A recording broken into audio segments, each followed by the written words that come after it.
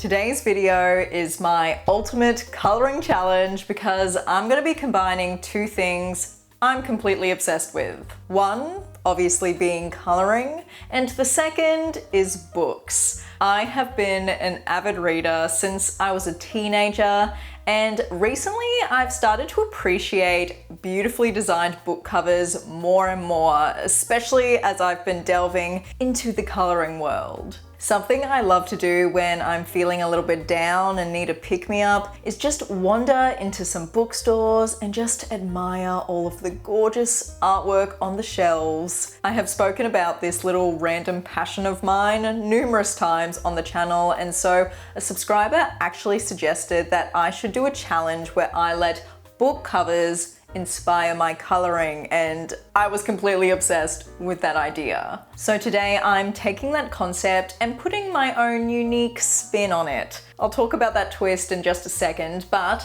first I wanted to roll the footage of me shopping for the books for this challenge and kind of chat about the book covers I'm usually drawn to. So whilst I was browsing through the books this day, I noticed I was drawn much more to fantasy covers over romance or literary fiction. I was especially captivated by Asian-inspired designs, bold and vibrant color palettes, and just covers with really unique concepts. It actually reminded me of what I gravitate toward in my coloring: bright colors, fantastical themes, and originality. Oh, there were so many gorgeous covers. Honestly, if I had unlimited money, I would have taken them all home with me. And I have been reflecting on why I'm so much more drawn to book covers than, say, art prints. And I think it's partly because I love reading, but also because of the tangible aspect. Holding a book in my hands feels more immersive and personal than just looking at art on a wall. Don't get me wrong, I love having pretty art on my walls, but there's something even more special about holding a piece of art in your hands and being able to interact with it.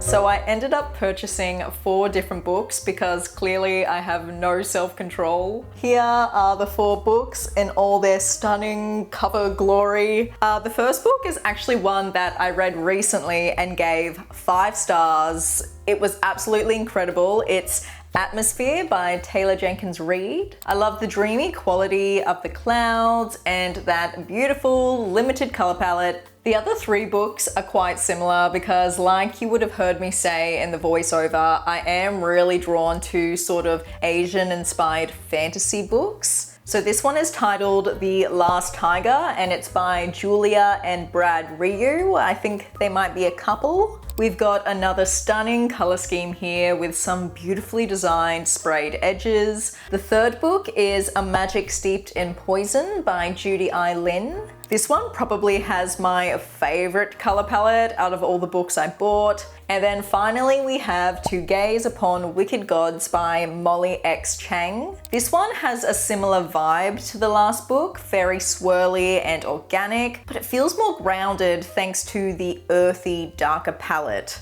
So yes, 3 out of these 4 books are going to make some coloring decisions for me. I've popped all their titles into a random spinner wheel, and the first title that the spinner wheel lands on is going to decide the subject matter of the page I'll be coloring. Tap to spin. Here we go.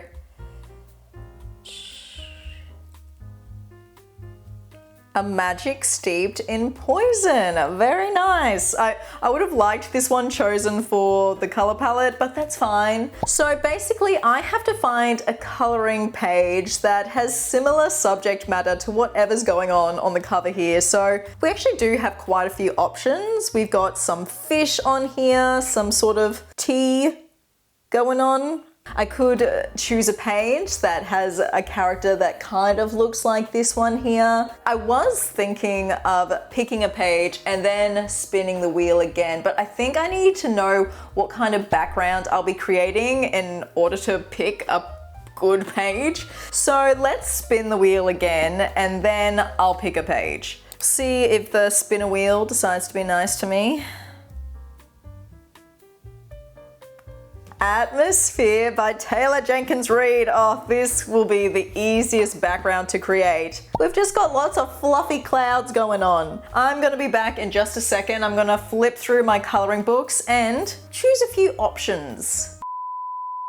Alright, so the first option I'm tossing up between is from Johanna Basford's World of Flowers, and it is this very koi looking fish here. I think it might actually be a carp, but it does very much remind me of the fish on the cover of A Magic Steeped in Poison. My only apprehension for choosing this page is the lack of background space, whereas the second page I'm tossing up between, which is from Spooky by Sarah Shefchick.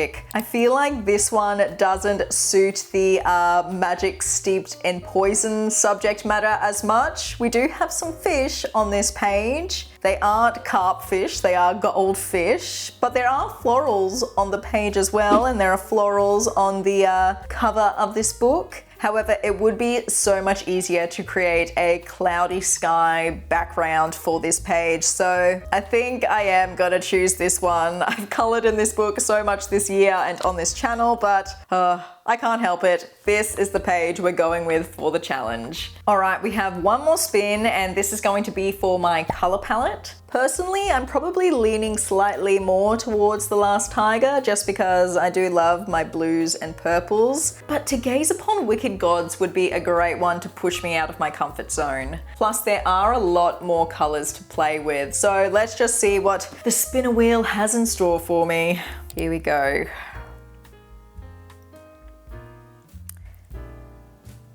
Alright, yes, it's going to be To Gaze Upon Wicked Gods. I struggled to say that. So unfortunately, The Last Tiger does not get to make any decisions in this challenge video, but I am definitely going to be using this as inspiration at some point for a portrait illustration, because I think that's just such a unique concept with, like, you know, half the face covered in this blue smoke stuff. Anyway, I'm getting off topic. This is the chosen color palette. Definitely not colors I usually gravitate towards, but yeah, I'm excited. It should be fun. Let's get into some coloring. So of course, I had to kick things off with the usual first step in my coloring process, which is basing. Since this is a single-sided coloring book, I went straight in with my alcohol markers to lay down that initial layer of color and just map out my color placement. I used a mix of Artex and Ohuhu markers, and as I predicted, the To Gaze Upon Wicked Gods color palette was quite the challenge for me. I'm the kind of colorist who loves bold, vibrant color schemes, and this palette is pretty much the opposite of that.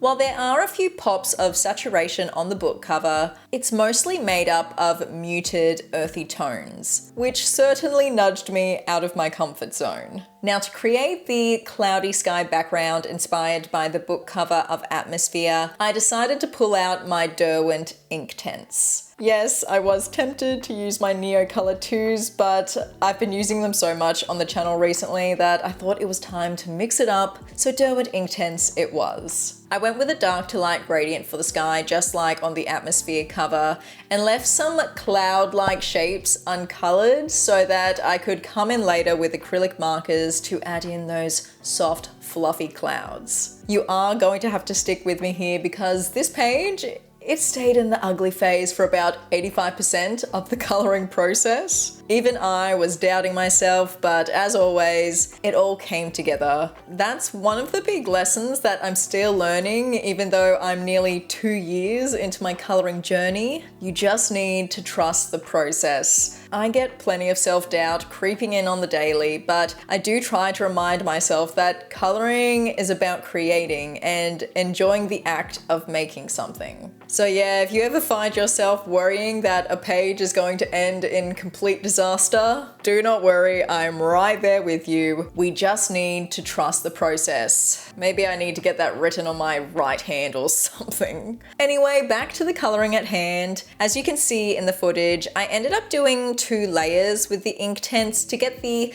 coverage and saturation I was striving for. Similar to the Neocolor 2s, you really do want to let the page dry fully between layers. Otherwise, you risk compromising the paper's texture, which can definitely make blending harder harder later on. And obviously it also helps prevent bleed through, which isn't a massive issue here since this is a single-sided book, but that's something to keep in mind if you're working with your Inktense in a double-sided coloring book. Oh yes, and I added some dark splotches to the sky and sort of cloud-like shapes. I did this by lifting the pigment directly from the pencils and applying it to the page with a water brush. The idea was to suggest distant clouds. I don't think that fully came across, but either way, it added some nice visual interest.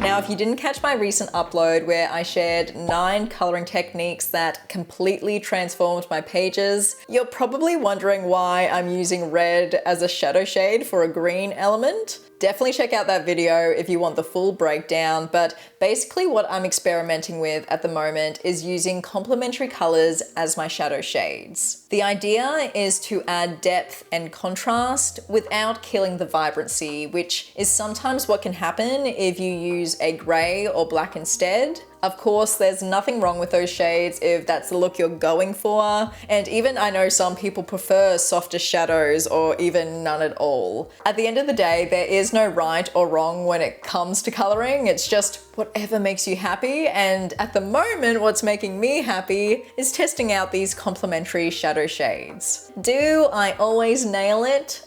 Definitely not. Sometimes the shade I pick is too light or just isn't the right tone for the rest of the colors in the combination. I probably should get into the practice of swatching out my color combos first, but I'm honestly too impatient and impulsive for that. But yeah, most of the time it really turns out great and I love the result. It just blows my mind that I can use an orange shade under a blue combo, for example, and you can't even tell that orange was used in the mix. Like, my mind.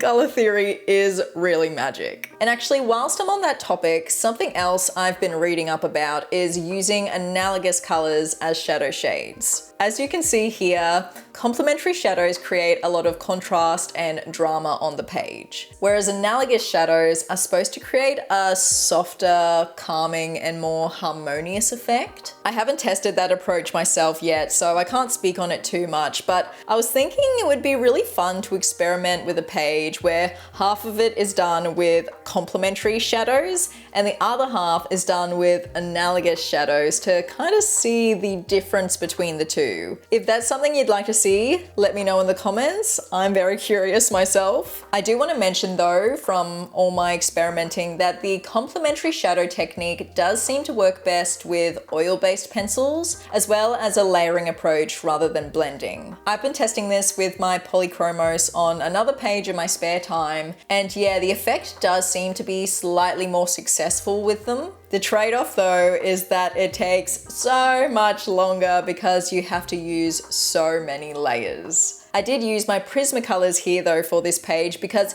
I wanted to show you that it's still possible to do the complementary shadow technique with wax-based pencils. It can get a little tricky sometimes to blend certain pigments together. I ran into this the most when coloring the purple fish. I used a gold base and then layered a dark purpley pink on top, and yeah, for some reason those two just did not want to gel together. It all looked fine in the end, but I did have to get quite heavy-handed with my pressure at some points.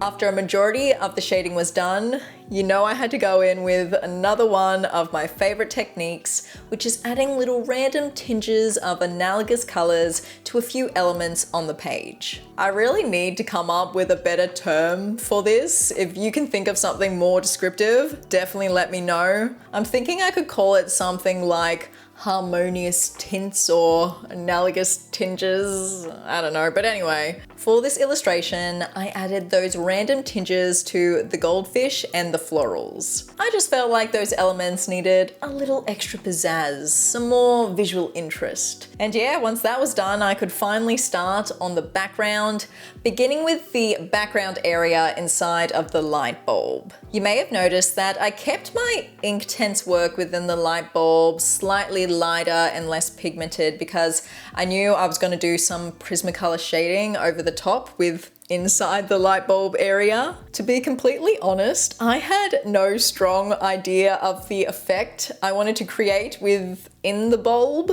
At first I thought I'd make the background less saturated and kind of blurred to give the impression of a glassy, cloudy surface, but that idea went quickly out the window and I instead kind of unintentionally created this magnifying glass effect. I don't know why. Sometimes I swear my right hand has a mind of its own and I'm just along for the ride. But I don't hate how it turned out. It was certainly tricky trying to create a seamless gradient from this dark blue-gray color into the more peachy orange tone, but the colorless Prismacolor pencil definitely swooped in and saved the day.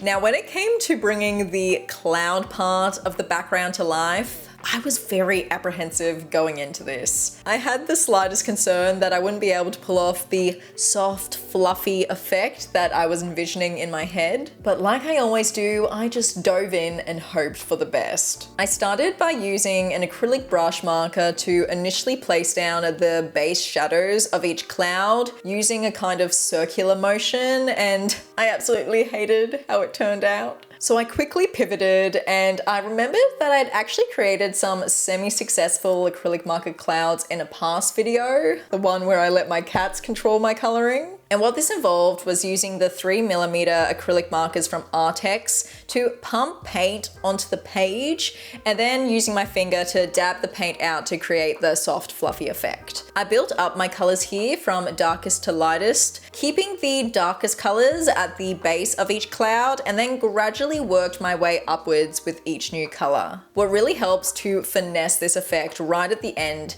is using a white acrylic marker for the very tippy top highlights of each cloud, as well as to redefine the cloud shape. I was really scared about recreating this effect within the light bulb illustration itself. I knew I wouldn't be able to use my finger since the space within that area was super duper tiny. So I ended up using a slightly damp paintbrush to get into those tiny spaces, and it actually worked pretty well. Wasn't perfect, but definitely was more successful than if I'd used my stubby little fingers. I then obviously repeated this process for the top half of the illustration, just with a different color palette. If you're not a fan of getting your hands messy, you probably could create this cloud effect just by using a paintbrush like I did within the light bulb illustration. I just find that my finger gives me the best results.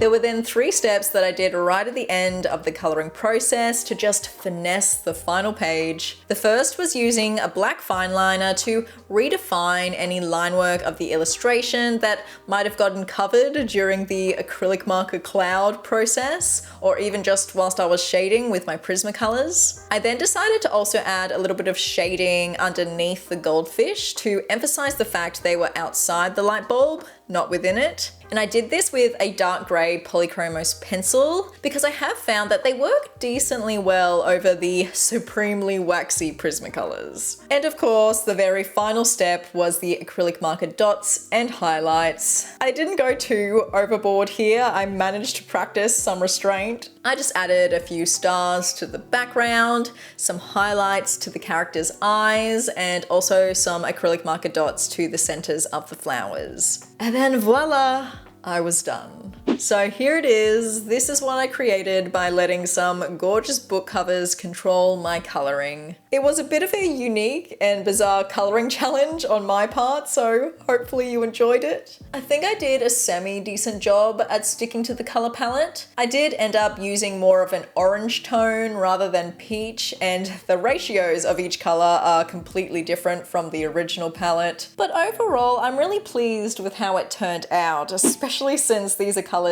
I would never ordinarily put together myself. If you made it to this part of the video, I would love to know what you would mix with coloring in order to create your own ultimate coloring challenge. I know if I asked my husband this, he would let some sort of like Marvel characters or Pokemon characters control his coloring. Let me know your bizarre mix in the comments below. But until next time, happy coloring, friends. Have a good day, have a good life, and I'll see you in the next one. Bye!